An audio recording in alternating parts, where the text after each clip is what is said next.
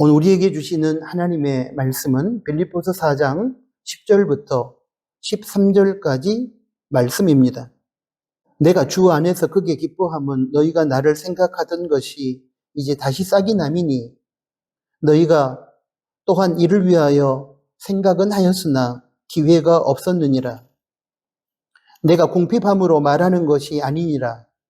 어떠한 형편에든지 나는 자족하기를 배웠노니 나는 비천에 처할 줄도 알고 풍부에 처할 줄도 알아. 모든 일 곧 배부름과 배고픔과 풍부와 궁핍에도 처할 줄 아는 일체의 비결을 배웠노라. 내게 능력 주시는 자 안에서 내가 모든 것을 할 수 있느니라. 아멘. 방금 봉독한 말씀을 중심으로 해서 오늘은 자족을 배우라 하는 제목으로 우리에게 들려주시는 하나님의 말씀을 받겠습니다. 한 부흥 강사 목사가 어떤 교회에 가서 집회를 하게 되었는데 그 교회로부터 미리 설교 본문과 제목을 알려달라는 전화를 받았습니다. 그래서 그 부흥 강사 목사는 설교 본문은 시편 23편이며 설교 제목은 여호와는 나의 목자시니 라고 알려주었습니다. 그런데 그 얘기를 들은 사무 직원이 설교 제목 문장이 끝나지 않은 것 같다는 생각이 들어서 목사님, 설교 제목이 그게 전부입니까? 라고 물었습니다. 이에 목사님이 이렇게 대답합니다. 예, 맞습니다. 그것이 전부입니다. 그랬더니 사무 직원이 목사님, 여호와는 나의 목자시니가 설교 제목 전부가 맞습니까? 라고 재차 물었습니다.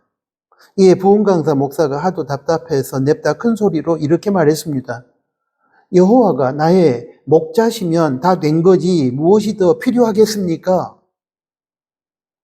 그런데 부흥 강사 목사의 호통치는 소리에 깜짝 놀란 사무 직원에게 갑자기 이런 깨달음이 찾아왔습니다. 아, 그렇구나. 하나님이 우리 삶의 목자가 되신다면 무엇이 더 필요하겠는가? 그래서 이렇게 대답했다고 합니다. 예, 목사님, 여호와가 우리의 목자시면 그곳으로 족하네요. 여러분, 이 에피소드의 핵심은 이것입니다. 우리가 처한 환경이 아무리 힘들고 어려워도 하나님이 우리와 함께 하시며 우리의 목자가 되어 주신다면 걱정할 필요도 없고 그러므로 우리는 자족할 수 있다는 것입니다. 그러므로 우리는 다양한 삶의 현실 속에서 하나님으로 인하여 자족할 수 있는 비결을 배워야 할 것입니다. 이것이 바로 오늘 본문의 핵심 주제 중에 하나입니다. 오늘 설교 본문인 빌립보서 4장 11절은 이렇게 적고 있습니다. 내가 궁핍함으로 말하는 것이 아니니라. 어떠한 형편에든지 내가 자족하기를 배웠노니. 저는 이 말씀이 힘들고 어려운 환경 속에서 살아가는 이 시대 사람들에게 꼭 필요한 시의적절한 교훈이라고 생각합니다. 여기서 배웠다는 말은 정보 차원의 지식을 배워 머리로 깨달았다는 뜻이 아니라 어렵고 힘든 시대를 살아가면서 생활 속에서 경험을 통해 학습된 지식을 온몸으로 체득했다는 것을 뜻합니다. 즉, 배웠다는 것의 의미는 경험에 의한 학습을 말하는 것입니다. 오늘 본문 말씀을 통해 하나님께서는 어렵고 힘든 시대를 살아가는 크리스찬에게 우리가 삶의 경험 속에서 배워야 할 것이 하나 있는데 그것이 바로 자족하는 삶이라고 교훈하고 있는 것입니다. 자족하는 삶은 단순히 전략하고 절제하고 인내하는 차원의 삶보다 보다 적극적이고 넓은 차원의 덕목입니다. 전략하고 절제하고 인내하는 삶을 살면서 그 내면에 기쁨과 감사와 평안이 없고 그저 고통과 불평과 근심만 있다면 그것은 자족하는 삶은 아닙니다.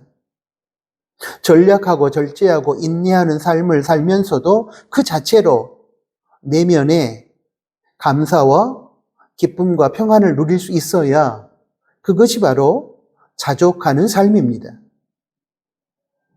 그러므로 자족이라는 것은 우리를 둘러싸고 있는 외적 환경이 아무리 어렵고 힘들지라도 내적으로 우리가 여유를 가지고 살아가는 마음의 상태를 의미하는 것입니다.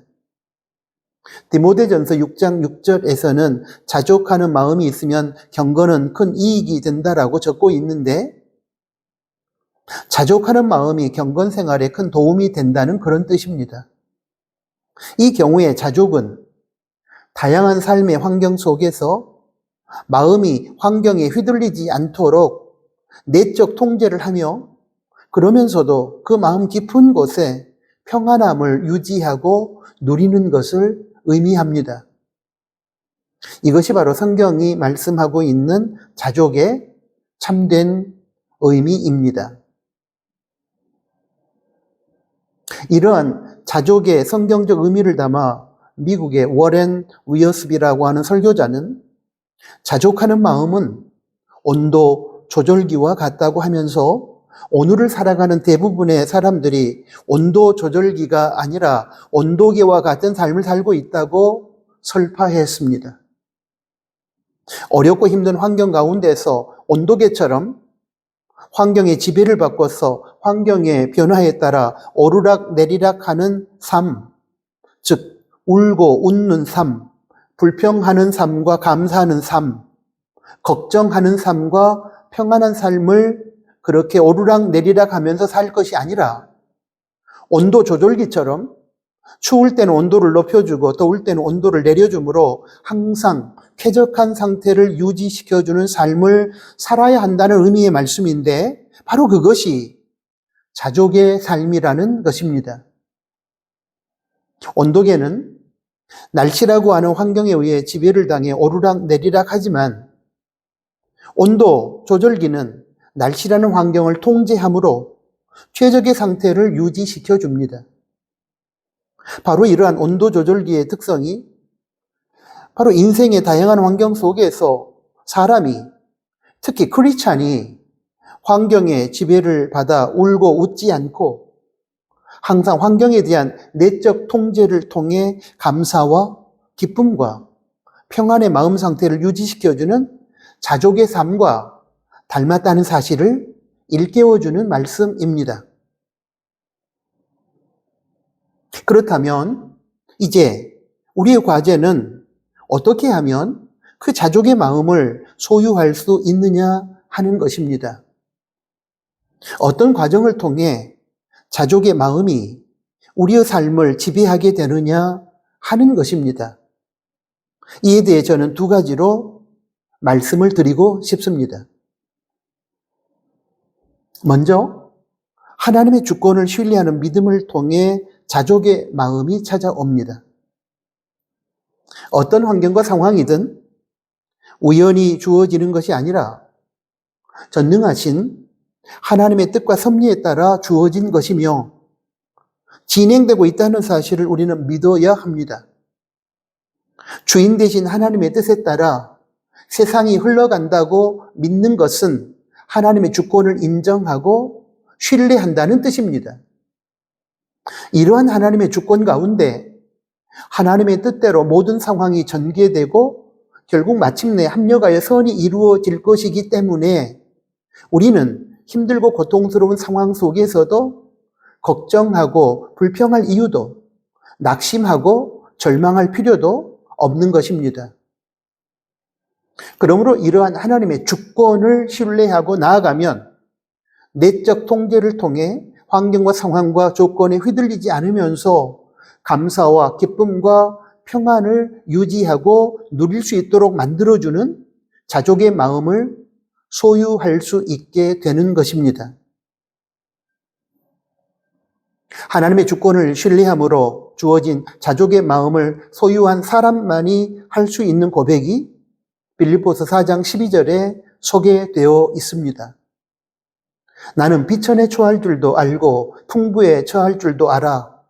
모든 일, 곧 배부름과 배고픔과 풍부와 궁핍에도 처할 줄 아는 일체의 비결을 배웠노라. 여기서 중요한 것은 자족하는 마음을 소유한 사람에게는 환경과 상황과 조건이 그 사람을 흔들 수 없다는 사실입니다. 환경과 상황과 조건을 초월하여 성령님의 지배를 받는 감사와 기쁨과 겸손과 평안의 삶을 살 수 있다는 사실입니다. 자족의 마음이 있는 사람은 부유하다고 해서 교만하지 않고 가난하다고 해서 불평하거나 걱정하거나 낙심하지 않습니다. 어떤 환경 속에서든 환경에 휘둘리지 않고 환경을 초월한 믿음의 삶을 살 수 있게 됩니다. 그러므로 신앙과 삶의 진정한 승리자가 되기 위해서 우리는 반드시 자족의 마음을 배워야 하는 것입니다. 의사로 활동하다가 기독교 작가로 전환한 크로닌이라는 박사님이 계십니다. 그는 처음에 가난한 사람들에 대한 연민이 있어서 광산촌에서 의사로서의 길을 걸었다고 합니다. 그렇게 의사로서의 사역을 하는 중에 어느 날 자기가 일하는 광산촌에 간호사 한 사람이 부임해 왔는데 그 간호사는 전에 일하던 좋은 환경의 간호 현장에서 오해를 받아 열악한 환경에 그곳 광산촌으로 쫓겨온 것이었습니다. 그런데 열악하고 월급도 적은 광산촌에서 일을 하게 된 그 간호사는 힘든 근무 조건임에도 불구하고 불평이 없었고 항상 생글생글 웃으면서 기쁘게 자신에게 주어진 일을 감당했습니다. 병원 진료 시간이 끝나도 가장 늦게까지 남아서 마무리를 하는 등 성실하게 자신에게 주어진 일에 최선을 다했습니다. 이렇게 성실하게 일하는 간호사를 크로닌 박사는 주목해서 보았고 적절한 대우도 받지 못함에도 불구하고 열심히 일하는 간호사의 모습에 감동을 받았으며 그녀에 대한 안쓰러운 마음이 들었습니다. 그래서 간호사에게 이렇게 말을 했습니다. 당신이 가지고 있는 가치만큼 대우를 받지 못하고 있다는 사실을 하나님께서도 아실 텐데 당신은 속상하고 억울하지 않나요? 이 말을 들은 간호사가 이렇게 대답했습니다.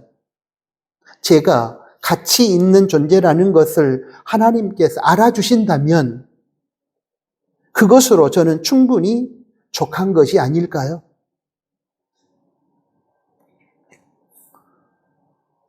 간호사의 이 대답이 크로닌 박사의 마음속에 화살처럼 박혔습니다.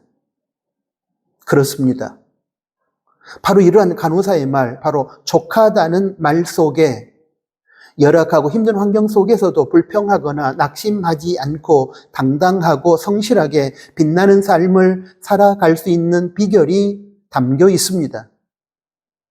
오늘 본문의 표현을 빌리면 바로 자족하는 마음, 어떤 어려운 환경이라 할지라도 하나님께서 알아주신다는 한 가지 사실로 인해 자족하는 그 마음이 환경을 초월한 감사와 기쁨과 평안의 삶을 살 수 있도록 만들어주는 비결이라는 것입니다. 맞습니다. 어느 곳에서 사느냐보다 중요한 것은 내가 살아가는 현실이 편안한지 아니면 불편한지보다 중요한 것은 내게 주어진 환경에서 내가 어떤 자세와 태도로 살아가느냐 하는 것입니다. 그렇습니다. 하나님의 주권을 신뢰하고 살아가는 사람이라면 어떤 환경이든 상관없습니다. 왜냐하면 하나님을 신뢰하고 하나님의 뜻을 따라 살아가는 사람은 로마서 8장 28절의 말씀처럼 하나님께서 반드시 합력하여 선을 이루어 주실 것이기 때문입니다. 그러므로 힘들고 어려운 세상살이이지만 하나님께서 이 세상을 당신의 뜻대로 이끌어 가시면서 마침내 합력하여 선을 이루어 주신다는 이 하나님의 주권을 여러분 굳게 믿으시기 바랍니다. 머릿속의 지식으로만 받아들이지 마시고 온몸으로 그리고 전인격적으로 받아들이고 믿으시기 바랍니다. 그러면 자족의 마음이 하나님에 의해 우리에게 주어질 것이며 그때 우리는 자족하는 마음에서 기인한 감사와 기쁨과 평안의 삶을 환경을 초월하여 누리며 살아갈 수 있을 것입니다. 다음으로 하나님의 능력을 신뢰하는 믿음에서 자족하는 마음이 주어집니다. 하나님의 주권과 함께 하나님의 능력을 우리는 신뢰하고 믿어야 합니다. 그때 환경과 상황에 휘둘리지 않고 초월하여 살아갈 수 있도록 만들어주는 자족하는 마음이 주어지게 됩니다. 빌립보서 4장 13절 말씀을 보겠습니다. 내게 능력 주시는 자 안에서 내가 모든 것을 할 수 있느니라. 이 말씀은 내가 하나님의 능력을 믿으면 나의 배고픈 현실이 당장 변하여 배부르게 되는 현실로 바뀌는 그런 기적이 일어날 것이다 라는 그런 의미가 아닙니다. 저는 하나님의 기적을 믿습니다. 배고픔이 일순간에 해결되는 오병이어와 같은 기적, 질병이 한순간에 치유되어 건강하게 되는 예수님께서 행하신 그러한 치유의 기적을 저는 믿습니다. 그러나 우리의 하나님께 올려드린 기도와 우리의 하나님을 향한 신뢰에도 불구하고 우리를 둘러싸고 있는 환경과 상황이 계속 어렵게 힘들게 지속될 수도 있습니다. 그런데 그럴지라도 상관없습니다. 나는 나에게 능력을 주시는 하나님 안에서 어떤 환경과 상황 속에서도 감사하며 당당하게 살아갈 수 있기 때문입니다. 이러한 하나님의 능력에 대한 믿음이, 신뢰가 우리에게 환경에 휘둘리지 않고 어떤 환경에서든 평상심을 유지하며 살아갈 수 있는 자족하는 마음을 제공해 줍니다.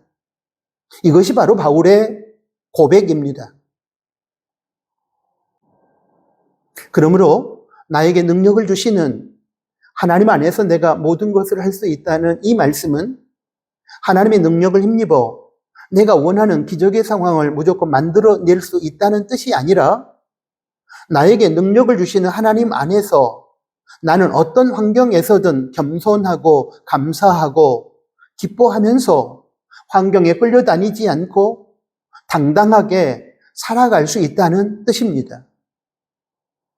하나님의 능력을 신뢰함으로 주어지는 자족의 마음을 가지고 환경에 휘둘리지 않고 환경을 초월하여 살아갈 수 있다는 뜻입니다. 1930년대 미국의 대공황이 찾아왔을 때 클래런스 데로우라고 하는 법률가 출신의 무신론자이며 무정부주의자인 사람이 있었습니다.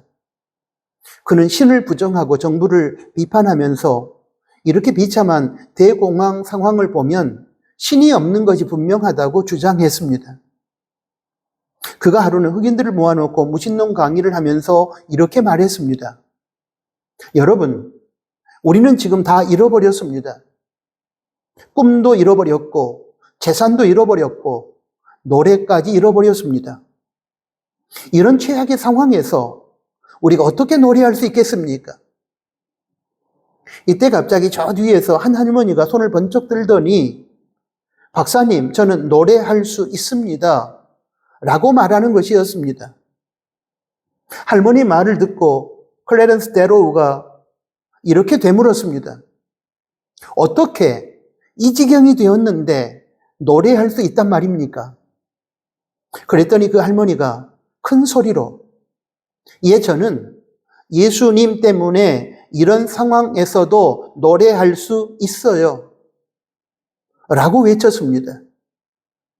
할머니가 이렇게 외치자 여기저기서 맞습니다. 맞습니다. 우리는 노래할 수 있습니다. 할렐루야. 그런 외침이 연속해서 흘러나왔습니다. 예수님 때문에 한순간에 장내 분위기가 바뀌어 버린 것입니다. 그리고 군중의 이러한 반응은 무신론자이며 반정부주의자인 클래런스 데로우에게 큰 충격을 던져주었습니다.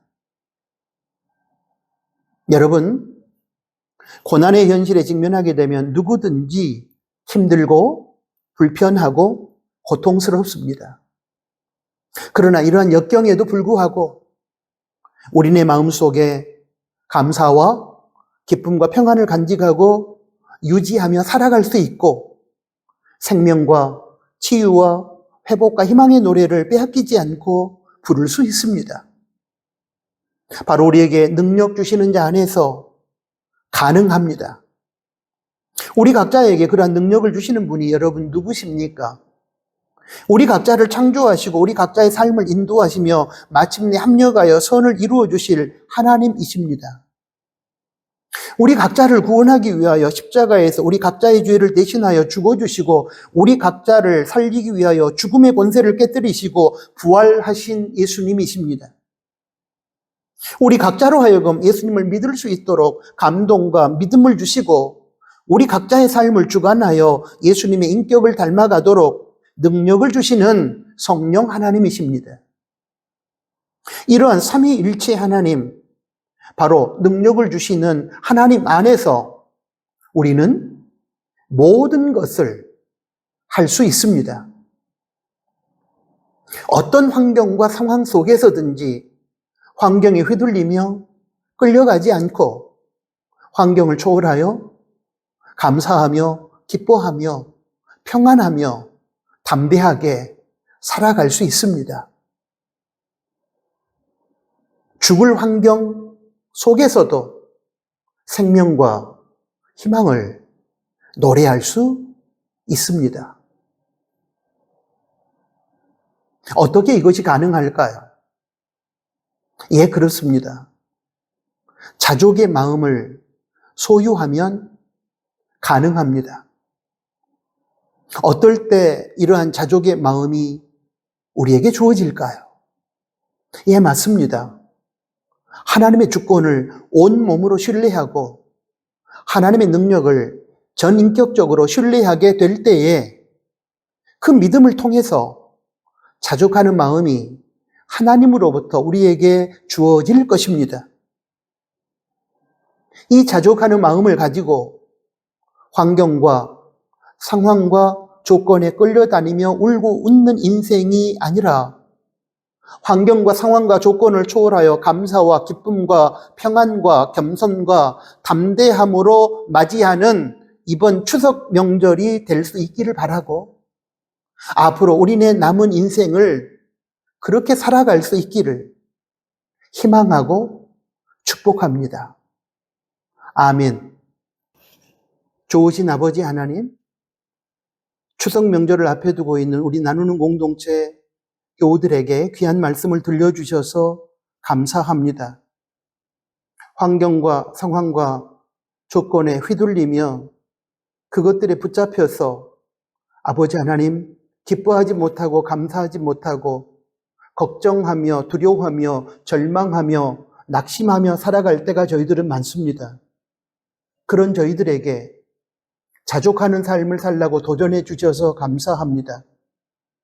아무리 힘들고 어려운 상황이라 할지라도 하나님의 주권을 인정하고 신뢰하며 하나님의 능력을 믿음으로 받아들이고 그때 주어지는 자족하는 능력으로 자족의 은혜로 아버지 하나님 이 세상에 휘둘리지 아니하고 믿음으로 이 세상을 극복하고 하나님께 영광 돌려드리는 귀한 우리 나누는 가족들이 되게 하여 주십시오. 이번 추석 명절을 맞이한 우리 교우들의 삶이 다 다양한 그런 현실 속에서 어떠한 모습으로 추석이 우리에게 다가올지 모르지만 환경과 상황에 상관없이 주님이 주시는 자족하는 마음으로 감사하는 명절이 되게 하시고 기뻐하는 명절이 되게 하시고 평안을 누리는 명절이 되게 하여 주십시오. 이후로 펼쳐지는 우리네 인생살이가 자족하는 마음으로 하나님께 영광 돌려드리고 인생을 믿음으로 승리하는 삶으로 나아가게 하여 주십시오. 예수 그리스도의 이름으로 기도합니다. 아멘.